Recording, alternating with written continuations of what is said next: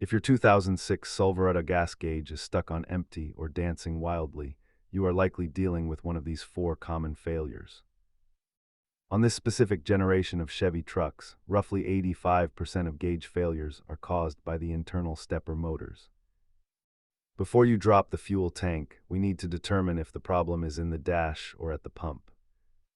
Start by cycling the ignition and checking the driver information center for specific fuel level error messages.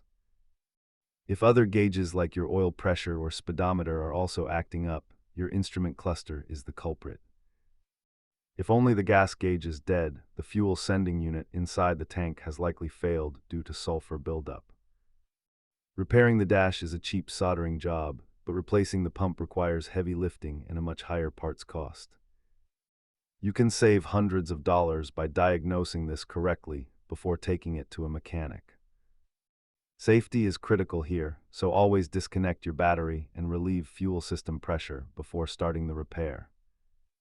You will need a basic multimeter to verify that the fuel pump is actually receiving the correct voltage signal.